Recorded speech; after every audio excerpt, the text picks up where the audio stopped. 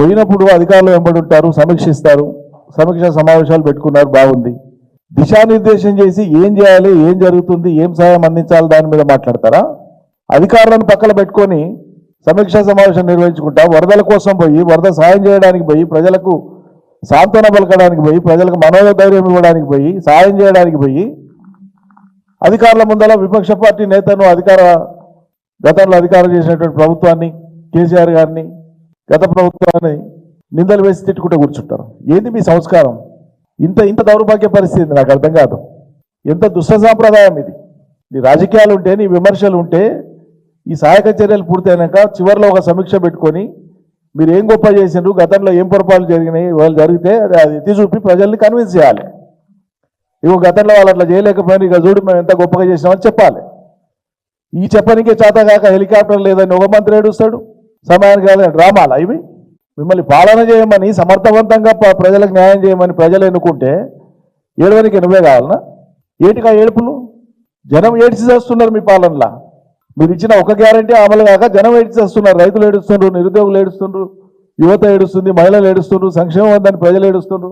ఆఖరికి వరద బాధితులందరూ కూడా ఏడుపులు, హాహాకారాలతో పాటు వరద బాధిత ప్రాంతాల్లో ప్రజల యొక్క ఆవేదనను వింటే, అది చూస్తే, వాళ్ళు వాడే భాష చూస్తే మీరు సమర్థించమది. కానీ వాళ్ళ ఆక్రందనలోకి వచ్చేటువంటి ఆ భాష అదంతా చూస్తారంటే ఆ జిల్లాలో ఉండేటువంటి 3 మంత్రులు ఘోరంగా విఫలమైందని చెప్పి ప్రజలు మాట్లాడుకుంటున్నారు.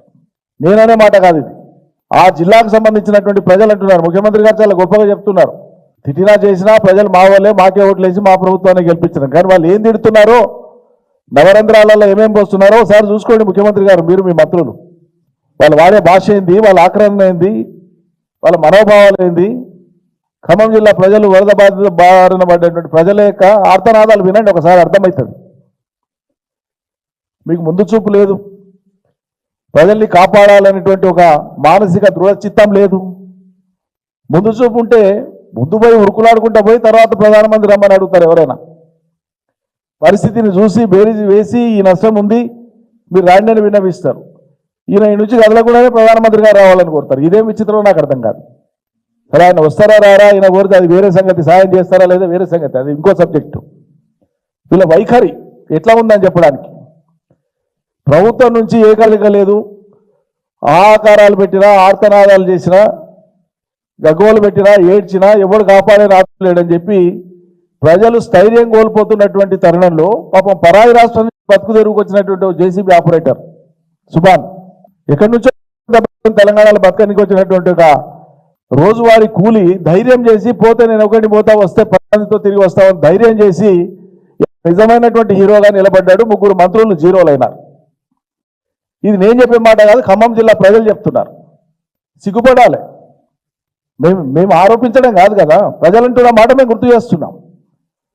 ఇలా సుభాన్ హీరో అయిండు, ప్రజలు జేజేలు పలుకుతున్నారు. ఈ 3 మంత్రులు విఫలమైనారు. ఇక వాళ్ళు ప్రజలు వాడిన భాష నేను మళ్ళీ ఉచ్చరించలేను, సంస్కారం కాదు, అది పద్ధతి కాదు. ఆ 3 వల్ల ఏం కాదు, కనీసం సుభాన్ లాంటి ఇంకా మీ మంత్రివర్గం పూర్తి కాలేదు కదా, ఇంకో 5-6 మందిని చేర్చుకునేది ఉంది కదా మంత్రివర్గంలో. ఇప్పట్లో మీకు సాధ్యమవుతుందో కాదో తెలియదు. ఎప్పుడు చేర్చుకున్నా సుభాన్ లాంటి ఒక సామాన్యుని పెట్టుకోండి, కనీసం ధైర్య సాహసాలతో ప్రజల్ని కాపాడేటువంటి ఒకడు ఉంటాడు మంత్రివర్గంలో. ఇది ప్రజల కోరిక. ఇది ఎక్కడున్నారు, మీరు ఏం చేస్తున్నారు, అసలు టీం వర్క్ ఉందా మీకు? ఈ విషయమే కాదు, ఏ విషయంలోనైనా టీం వర్క్ ఉందా?